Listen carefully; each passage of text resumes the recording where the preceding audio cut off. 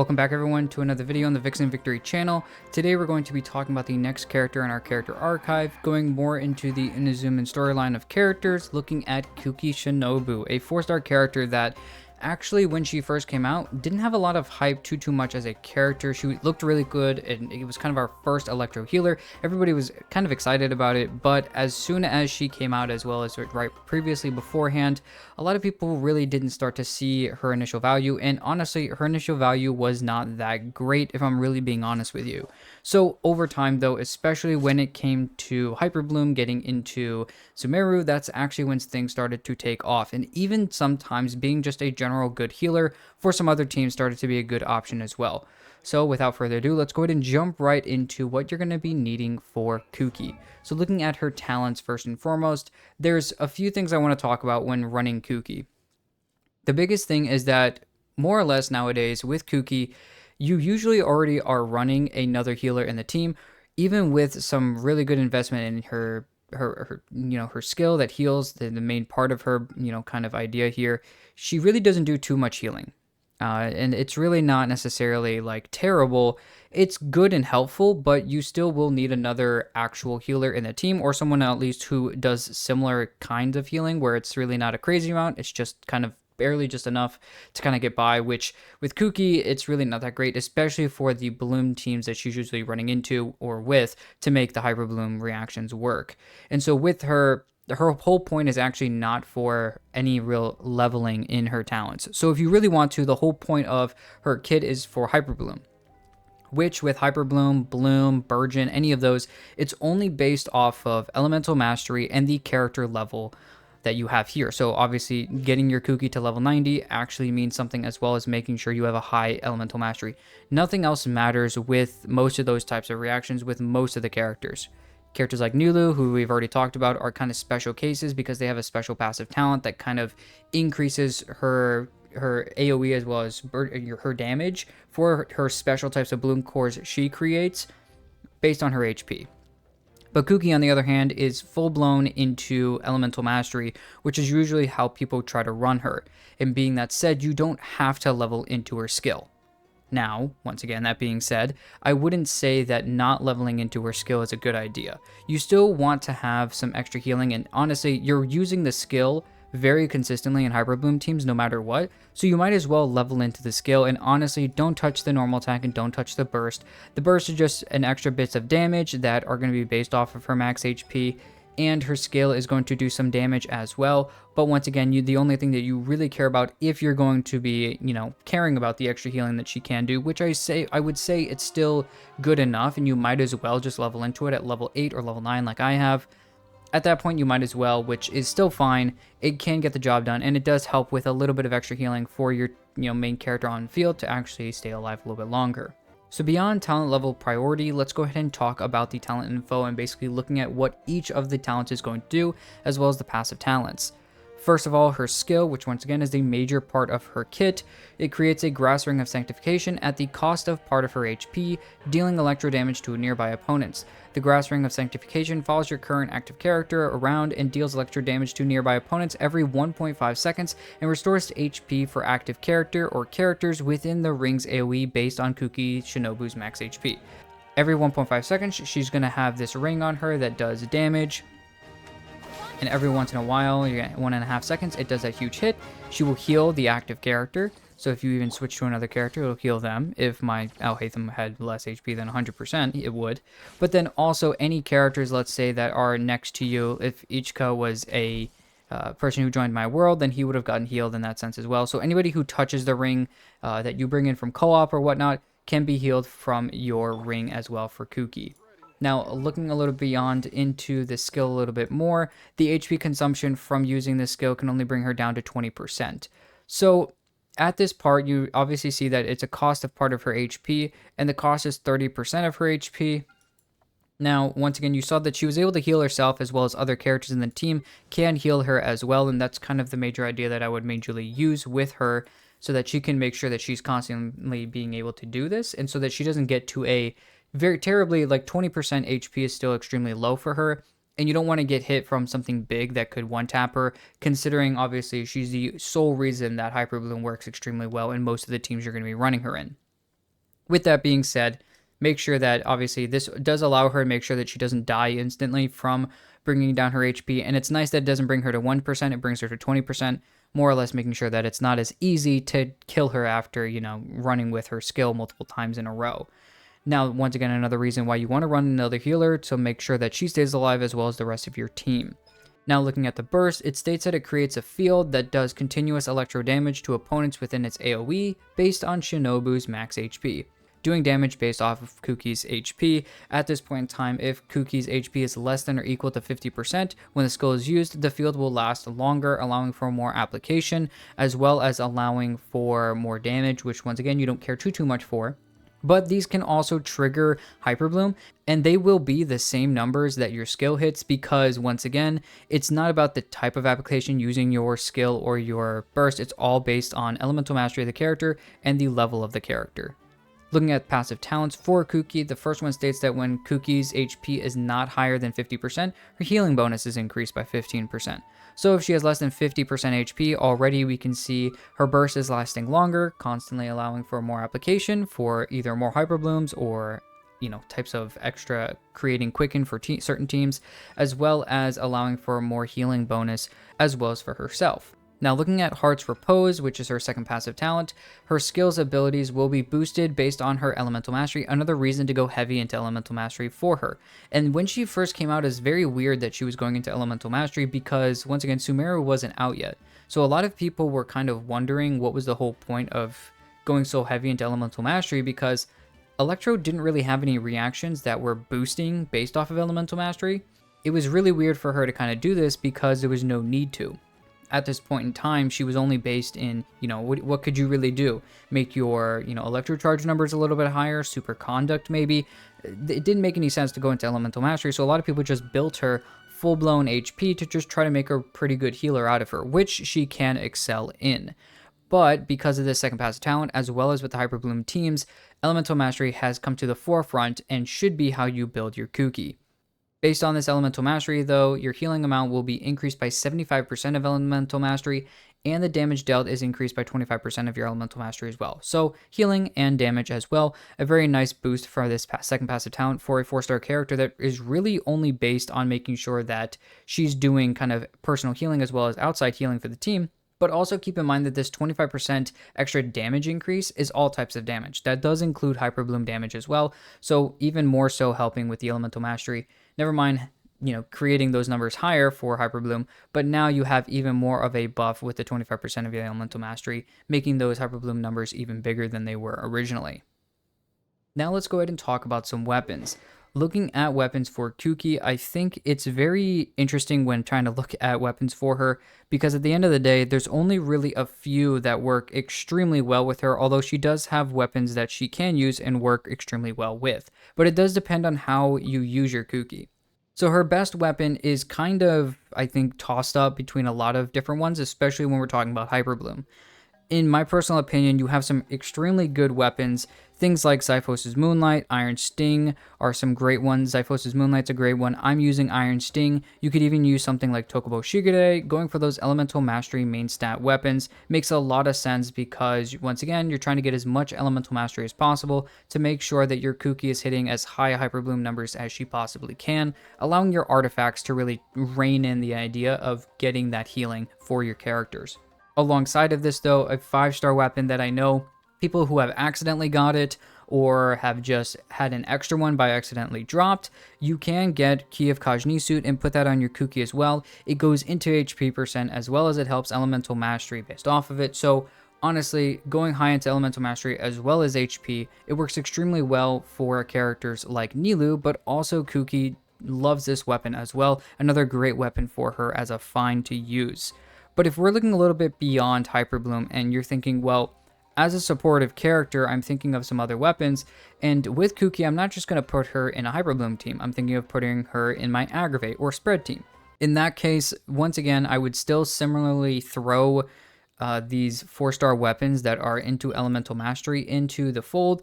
And if you really want to, you could throw on something like Favonia's Sword just to get some extra particles for you or your teammates, as well as help energy recharge for Kuki herself, allowing for more aggravate numbers. But once again, you don't care too much about personal damage until it comes to Hyperbloom with Kuki, because the damage multipliers you're getting from her are not going to be that insane until you start talking about Hyperbloom. And once again, Kiev Kajnisu does work extremely well on really any type of build that you're running for Kuki, so I really do like that weapon as well. But keep in mind that it does get rid of a lot of elemental mastery on the main stat, but it does make up for it in its ability. Next, looking a little bit beyond weapons though, beyond this, we talk about artifact sets. Now, I think overall there are a few different sets that you could run, especially when talking once again the major, kind of run with Kuki, and that is a few different 4-piece sets. The first one I want to talk about is a set I'm running, 4-piece Gilded Dreams. It increases elemental mastery in the 2-piece by 80, extremely good, and the 4-piece states that within 8 seconds of triggering an elemental reaction, the character equipping this will obtain the following buffs based on the elemental type of the other party members. Now with Kuki, keep in mind with Hyperbloom, you only want Kuki as the only electro character, which means, looking at this passive, keep that in mind, the attack is increased for each party member whose elemental type is the same as the equipping character. So she's getting no attack bonus, which is good. She scales off of EM, and her healing scales off of HP. So there's no point in really going into getting more electro characters for this team because it's just helping attack, which she doesn't care for. But elemental mastery is increased by 50 for every party member with a different elemental type. And you can get 3 stacks of this because there's 3 other party members. Once again, in Hyperbloom teams, there's 3 other characters that are always going to have a different element than Kuki, which is allowing 150 elemental mastery from this 4-piece on top of the already 100 or the 80 that you get from the 2-piece. You're already giving yourself 230 elemental mastery without even talking about the rest of her kit as well as her weapon and artifacts. So the 4-piece set for Gilded Dreams, in my personal opinion, is my favorite and what I like to use the most. But I do know that overall people do use other sets, and I know that people do probably talk about the 4-piece of Flower of Paradise Lost. This also has a 2-piece that increases elemental mastery by 80, the same as the 4-piece Gilded that I was talking about, but also the 4-piece set states that the equipping characters Bloom, Hyperbloom, and Burgeon reaction damage are increased by 40%. Additionally, after triggering Bloom, Hyperbloom, or Burgeon, they will gain another 25% bonus up to the effect mentioned prior, and you get 4 stacks of this. So with Kuki, it's an extra 10% every time she hits Hyperbloom on top of, for the next Hyperbloom that she hits. So you start with 40%, and then the first Hyperbloom you do, the next one's going to have a 50% increase. The next one's going to have a 60%, the next one's going to have 70%, and the next one's going to have 80% maxed out for those stacks. And this stack, each one does last 10 seconds. If you have a 12-second duration and you're hitting it for every 1.5 seconds, you can hit it for 8 times, which once again, that allows you to hit 4 extra Hyperblooms at the end, or 3 or 4 Hyperblooms, I think, at 80% extra damage bonus. But once again, you have to keep in mind that you have to constantly be at least creating those Hyperblooms consistently. And so I don't think that it's a bad set. I do just like the extra elemental mastery that you can get from a 4-piece Gilded, and it's just a set that I think is way easier to grind, especially the domain, because the domain is shared with Deepwood Memories, which if you're already running Dendro characters in this team, which you should be, characters like obviously the Traveler, as well as Nahida and Baiju even, Yao Yao, other characters that are going to be in this team, want to use a 4-piece Deepwood anyways. So as you grind that set, you probably have some pretty good pieces on 4-piece Gilded. Another character who likes to use Gilded as well, who can be paired with Kuki a lot of the times, is Alhaitham. Both of them like this set. It kind of just depends. Alhaitham likes those crit pieces. Kuki likes those HP percent and high EM pieces. And, Alhaitham likes his EM sets as well. But honestly, the double crit attack percent EM is really what he cares about the most. And so with Kuki taking the quote-unquote bad stats for Alhaitham, and Alhaitham taking the bad stats for Kuki, allows you to have a really good kind of duality when going after this domain, which is why I really do like when people use this set as well. Looking at the majority of players, you see that majority of people are using 4-piece Gilded anyways, and it's probably because it's an easier set to grind. The 4-piece Flower is honestly not that bad considering a lot of people like to use it and can use it, and it is a very good set as well. I would say they're about on par with each other though when it comes to actually looking at the damage bonuses that you can get for everything that comes together for Hyperblooms for the character. Now, the third combination we see here is a 2-piece Wanderer's Troupe and a 2-piece Gilded. Basically, if you're looking to go ahead and grab one of these 2-piece sets or these 2 4-piece sets here, then in the meantime, you can run 2 of the 2-piece Elemental Mastery sets, no matter what those are. Even throw an Instructor or something like that could be an option as well. Just make sure you're trying to get as much Elemental Mastery as possible. The reason I don't like a 4-piece Instructor here is because you lose a lot of Elemental Mastery in those last 4 levels for your Sands, Goblet, and Circlet, which we're going to get to main stats in a second. So that really does put you behind in that set. I know a lot of people do like that set for a lot of various characters, but I do want to keep in mind that it is a little bit more difficult for characters like her to actually get a lot out of it because of the lower stats that you get, and she cares so much about the main stats with Elemental Mastery, so it really just takes way too much away from her to run that 4-piece instead of just running a 2-piece of EM of any of the other EM sets. Now, looking at the main stats of the weapons, though, first, I think that overall, you should just run EM all the way. Elemental Mastery should be the main stats that you run the entire way. I know a lot of people can and sometimes do run double EM and then a healing bonus or something like that to try to just keep their team alive. If Kuki's your only healer, that is an okay option and it's not a terrible idea. But as you saw, even with my healing of just taking away my HP, every 1.5 seconds, I'm still healing myself for 3,100 HP. So, and that just made sure I was capping at the top. And this is only 28,000 HP, Kuki. So if you're focusing into healing bonus, that number is going to be higher. But keep in mind, you're going to lose a main stat of Elemental Mastery, which is bringing your Elemental Mastery down 187. So unless you have a really good healing bonus piece on set that has a lot of Elemental Mastery on it, I would just stick with grinding out, trying to get the EM on the 3 main stats for your Sands, your Goblet, and your Circlet. The only thing you care about when looking at substats is flat HP and HP percent.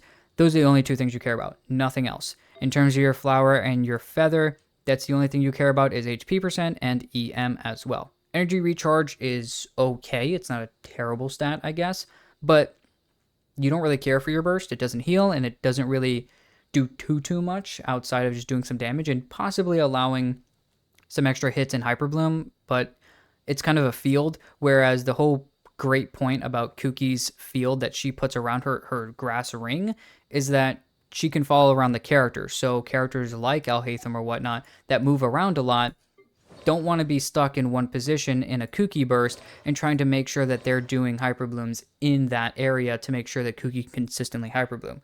You mainly only care about that ring that's following you. Another reason why the burst doesn't matter too much. It's kind of like Hazo, kind of like Wanderer. You use the burst when you have it, and that's kind of it. Looking beyond weapons and artifacts and talents, let's go ahead and talk about Constellations. Looking at the C1, it states that the burst AoE is increased by 50%, which allows for more hitting of enemies, as well as possibly allowing for more hits on Hyperblooms if they've kind of gotten sporadically thrown all over the place. Could be a little bit more helpful for that, as well as, once again, more application if you're trying to do some spread or aggravate or something teams as well. But the C2 increases the it increases the duration by 3 seconds for the skill, which if we look at the skill, originally we saw that it is a 12-second duration. But with the C2, you're increasing it by 3 seconds, which is bringing it to a 15-second duration, which means as you use the skill, you're going to have a 15-second duration. As you see, I popped my skill, and we're going to watch this time here. My skill would already be done, but as soon as it's done going here, I already have my skill ready to use again. So every single time that you use your skill, your cooldown is going to be the same. So you're going to have 0% or 100% uptime, so that you're always going to be able to use your skill when whenever this ring is done.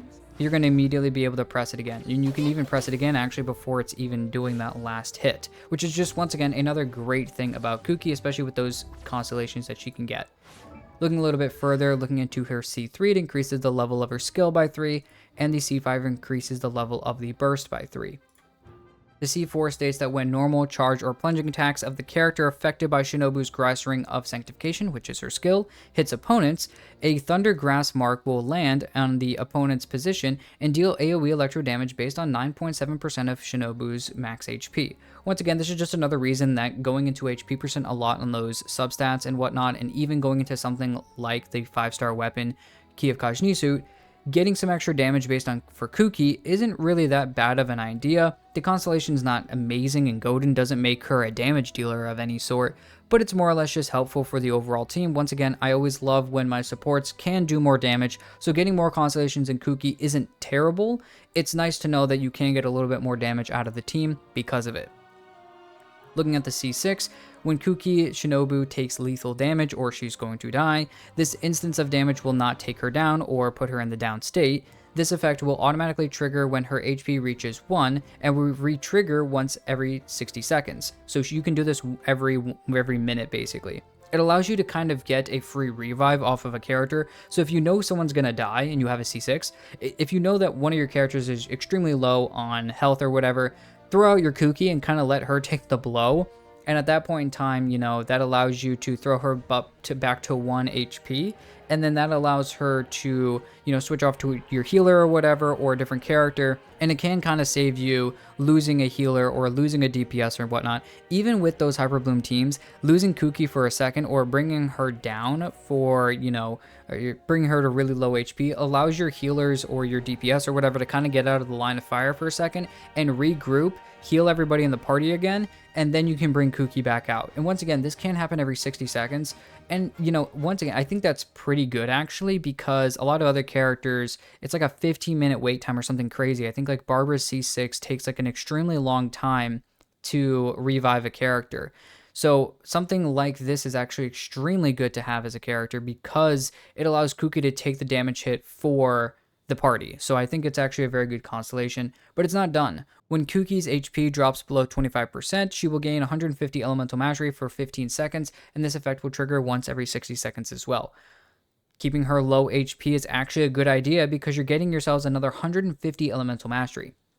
That's almost a mean stat of one of the artifact sets that you can get, or artifact pieces, one of them here. Obviously at level 20 you get 187, but in the C6, if you have less than, you know, the amount of HP of 25%, then you already have 150 elemental mastery added on top of it, allowing you to scale over a lot of what you thought you could do. For instance, I'd be breaking almost 1100. Now I'd be under it, but I'm breaking over 1000, which is something that you don't really expect to do with these types of characters. Never mind the resonances that you get from teams. Speaking of teams that we're talking about, let's go ahead and talk about the team that I'm going to be using as well in the gameplay, but most importantly, the teams that most people are probably going to be using, probably talking about an Alhaitham Hyperbloom team with Kuki. Hyperbloom teams overall are going to be Kuki's bread and butter. I've talked about that thousands of times already in this video. That's the kind of idea you want to run with. So whether this be someone like Kave or Tainari or something like that, or just anyone else who can proc it, Nahida on field, allowing constant application for that to happen. Anybody who can proc the Bloom cores with another Hydro character is going to be extremely great. And if you don't have Yelan and Alhaitham, you know, they're, once again, I've already gone over other DPS characters or other people in the slot of where Alhaitham would be. Yelan is a great character, but characters like Furina can also be switched out for this as well, and even someone who's a little bit more free to play is probably someone like Xingqiu, who's an extremely great, basically your 4-star version of Yelan, or I guess Yelan's the 5-star version of Xingqiu, but either way, Yelan's giving a great buff in her passive talent to all types of damage for the party the longer her burst is going on, and Furina gives a buff to just any type of damage when the characters in the party change HP, which once again, Kuki's deleting her own HP and she's increasing it. Never mind, you've got healers. Furina can be dropping HP in the team, so you've got 2 healers and 1 person who's draining HP. Never mind your DPS that's probably taking a lot of hits. It's very nice to know that, you know, there's a lot of change in HP, so getting fanfare stacks for Furina is extremely easily actually in this team. So I probably extremely could get rid of Yelan and even throw in someone like Furina or even someone like Xingqiu. But overall, that's kind of the first team that you would run when looking at a Hyperbloom team, or at least with the idea for Kuki. Also, if you want to run a different character besides Baizhu, if you did grab someone like Yao Yao, that is a great idea as well. Yao Yao is a great kind of different use for the character, so if you want to run this instead, it's a very good idea. Even if you don't have the ability to run that, you could run someone that's just another straight regular healer. You could throw someone else in there like Barbara or something like that that's a good healer. Kokomi is another good one because she kind of gives some good application with her skill that's out on field, as well as it does kind of take up that slot for healer as well. If you want to run a Nahida in the team to buff Kuki's own personal, EM, as well as the main damage dealer in the team, which is kind of debated between Alhaitham and Kuki here, you could throw Nahida in the team. But I do think that the most comfortable set of a team is going to be running Baiju and Kuki, or Yao Yao and Kuki, or a healer in Kuki, because Kuki's HP just doesn't really do enough for the entire party, especially because she's only healing the active character. If the other characters are low HP, it's very concerning if Kuki's at a low HP to pull out another character who has low HP to try to make sure that you're doing that without trying to die at the same time. But looking at different teams that you could run, even just one simple switch of a character like this could totally switch the team out to a spread team. Now, once again, Kuki's not going to be doing Hyperblooms at this point. So what role is she really playing? She's just really playing a supportive DP, extra damage character. She's not playing a DPS. She's just kind of extra damage for the team. Remember that her damage is increased based off her elemental mastery, but her biggest part is just being another supplemental healer for Alhaitham, which could allow you, once again, I wouldn't suggest it, but could allow you to throw Nahida in the team instead of Baiju. And that might be extremely useful. You might like that more.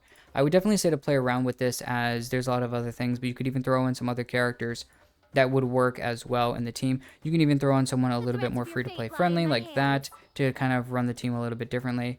But overall, obviously, the best team you're going to get out of this is a Hyperbloom team. And the reason Yelan works extremely well with someone like Alhaitham is because he does a lot of normal attacks in his damage phases. So normal attack, constant application from Yelan's going to be great.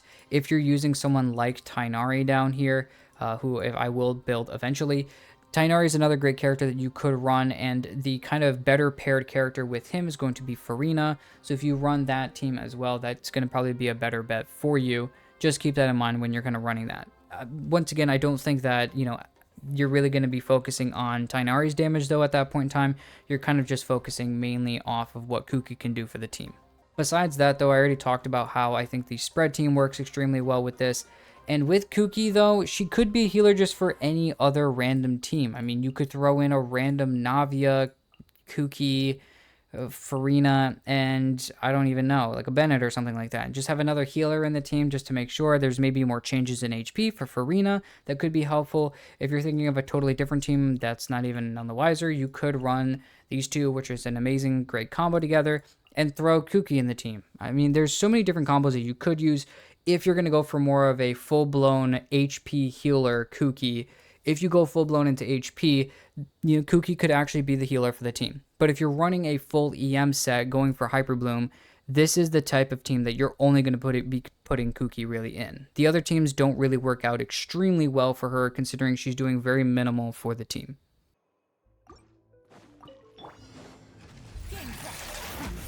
Seems like an emergency. Get with me. A process of elimination.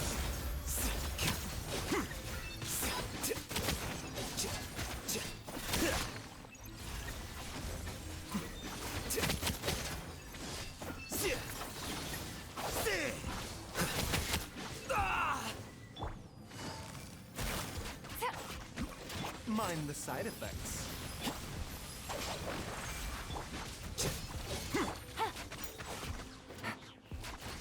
Gotcha.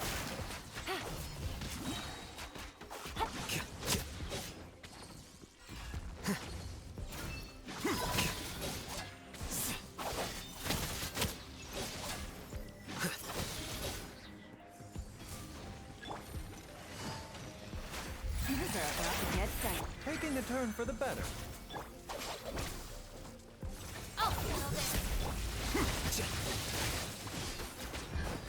Scatter.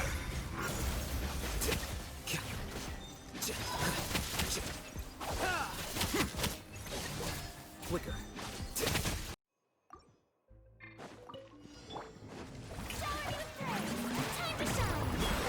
Seems like an emergency. Defract.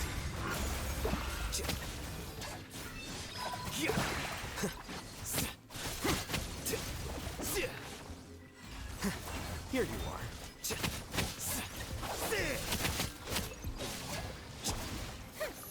Mind the side effects.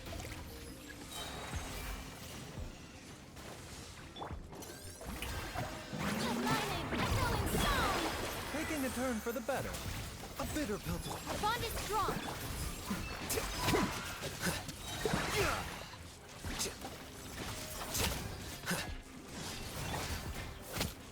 Process of elimination. Well, that's everything I've got talking about Kuki as a character. If you guys did like the video, please go ahead and like and subscribe. It does mean a lot. And also let me know down in the comments if you guys built Kuki similarly, if you think that Kuki in general has almost not really fallen out of the meta, because I do think Hyperbloom has been extremely strong no matter what. And I do think she's a great character that anyone who has her should build.